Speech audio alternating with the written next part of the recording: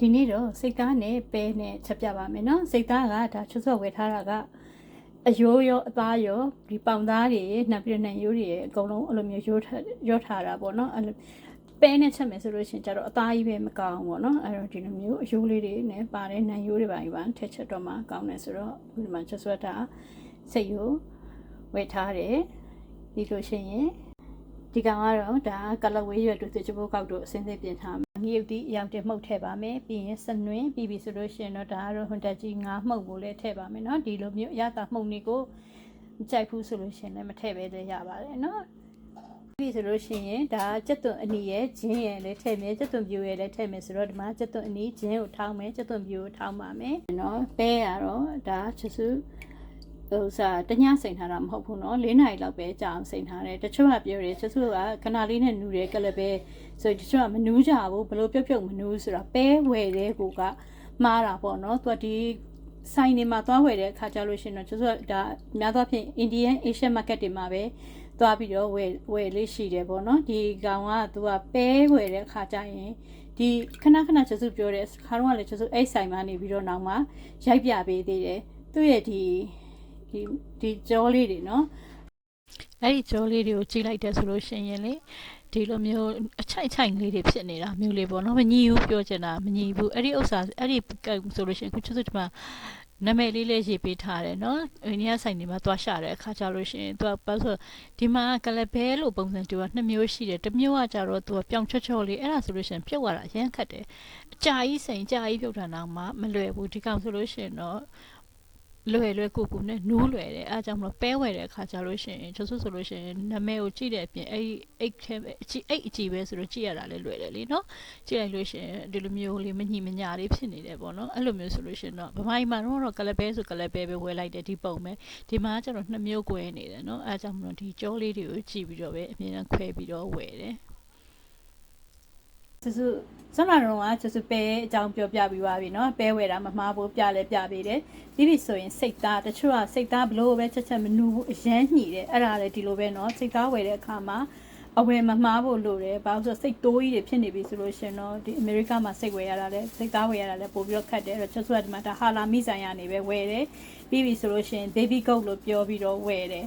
အဲ့လိုဆိုလို့ရှိရင်တော့စိတ်သားညှိလဲမညှိဘူးဣလဲနူးဣလွယ်တယ်ပြီးရင်အသားတွေကလည်းနူးနေတာပဲနှမွေရင်ဘလို့ချက်လုံးဝမနူးပဲနဲ့ညှိတဲ့စိတ်သားတွေရတတ်တယ်เนาะအဲ့တော့ပဲဝယ်တာကိုစိတ်သားဝယ်တာကိုကိုက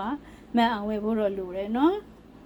ခုဆိုလို့ရှိရင်တော့ပဲကိုစပြုတ်ပါပြီပဲရဲ့စနွေးလေးနည်းနည်းရဲ့ရေရဲ့ထည့်ပြီးတော့ဒီထမင်းပေါင်ဦးနဲ့ပဲပြုတ်လိုက်ပါတယ်ဒါဟိုစrice cooker နဲ့ပဲเนาะဒါဟိုစားပါလဲ slow cooker လည်းမဟုတ်ဘူးနောက်ပြီးလို့ရှိရင် pressure cooker လည်းမဟုတ်ဘူးရိုး rice cooker နဲ့ပဲပြုတ်ပါမယ်။နဲ့ချက်ဖို့အတွက်ကိုဒါပဲပြုတ်ထားတာပေါ့เนาะချစုဒါ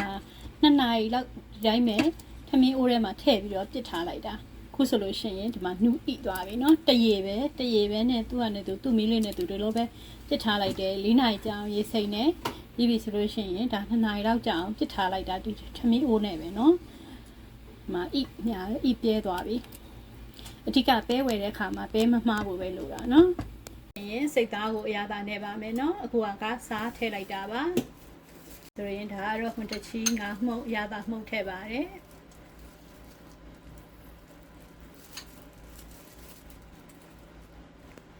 ပြီးပြီဆိုရင်စနွေးမှုတ်ပြီးပြီဆိုလို့ရှိရင်တော့မဆလာကတော့ချက်စုကဆွတီမဆလာကိုသုံးထားပါတယ်เนาะဒီကိုတေချာနဲ့စအောင်နေပါမယ်အခုဆိုလို့ရှိရင်စိတ်သားစပြီးတော့ချက်ဖို့လုပ်ပါမယ်เนาะစိတ်သားနဲ့ပဲနဲ့စဖြတ်မယ်ဆိုလို့ရှိရင်အခုစီတက်ဖို့အတွက်အရင်ဆုံးစီထည့်လိုက်ပါတယ်ပူလာပြီဆိုလို့ရှိရင်စီပူလာတာနဲ့ကလဝေးရွက်ကဲနောက်ပြီးရင်တေချပုတ်ကောက်ကဲထည့်ပါမယ်လို့ရှိရင်ရင်းထောင်းထားတာထည့်မယ်ဒီတုံးကြီးထောင်းထားတာထည့်ပါမယ်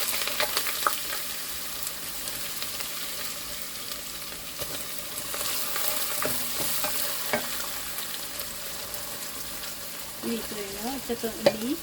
အရိပ်တီးထားတာထည့်ပါမယ်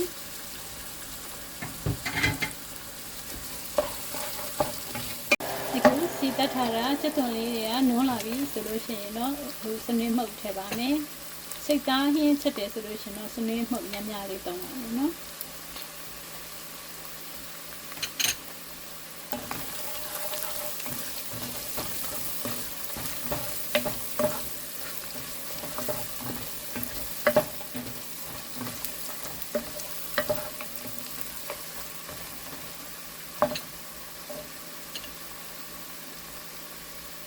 ဒီရောက်တဲ့မုတ်ထည့်လိုက်ပါမယ်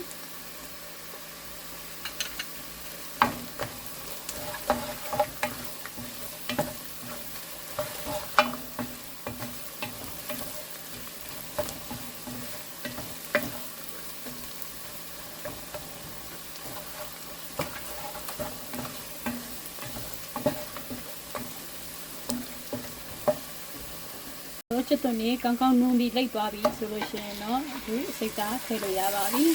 စိတ်သားထည့်ပြီးပြီဆိုရင်တော့စီတက်ထားတဲ့ချစ်သွန်လေးနဲ့အသားနဲ့ဒိတ်ဆန်နှံဆက်အောင်နေပေးပါမယ်နော်နေပေးရပါမယ်ရေထည့်မလောပါနဲ့အောင်နော်အသားနဲ့ချစ်သွန်နဲ့ကောင်းကောင်းလုံးပြီးဖြစ်သွားတဲ့အဖြစ်ကိုနေပေးပါမယ်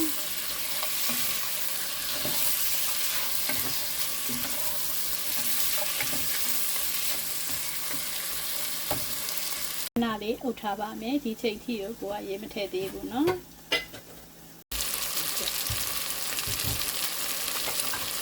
အသားကောင်းကောင်းလုံးချစ်သွားပြီဆိုတော့မှရေထည့်ပါမယ်เนาะရေထည့်ပြီးဆိုလို့ရှိရင်လည်းအသားမြုပ်ရုံလောက်ပဲရေကိုထည့်ပေးပါမယ်ဒါအသားဟင်းနေစီပြန်ဟင်းနေချက်တယ်ဆိုလို့ရှိရင်အဲ့လိုပုံစံမျိုးလေးချက်မှသူကအရသာရှိတာเนาะတခါလေးရေတွေအများကြီးဟိုနေအောင်ထည့်လိုက်မယ်နူးပြဲသွားအောင်လို့ဆိုပြီးတော့ရေတွေအများကြီးထည့်ထားမယ်ဆိုရင်စားလို့မကောင်းဘူးเนาะဒီလိုရေကိုနည်းနည်းချင်းစီပဲထည့်ပြီးတော့အဖုံးအုပ်ထားပြီးတော့နူးအောင်စောင့်ပါမယ်เนาะနူးဖို့လိုသေးတယ်ဆိုမှကိုရေကိုပြန်ပြီးတော့ထပ်ထည့်ပါမယ်เนาะကဲအခုဒီလိုလေးခဏတည်ထားပြီးတော့ရေပြန်ခန်းသွားအောင်စောင့်ရအောင်เนาะစိတ်သားနူးသွားပါပြီเนาะဒီလိုဆိုလို့ရှိရင်တော့ခုနပဲရတယ်နူးညံစိတ်ထားပြီးဆိုတော့ထည့်လို့ရပါပြီ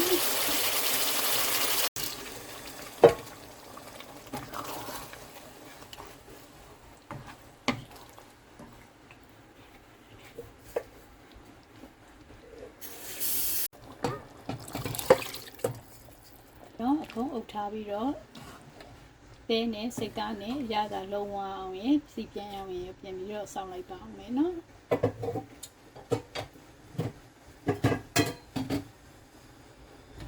အခုဆိုလို့ရှိရင်ဟင်းလေးရလည်းပတ်ဆူလာပြီဆိုတော့အရသာ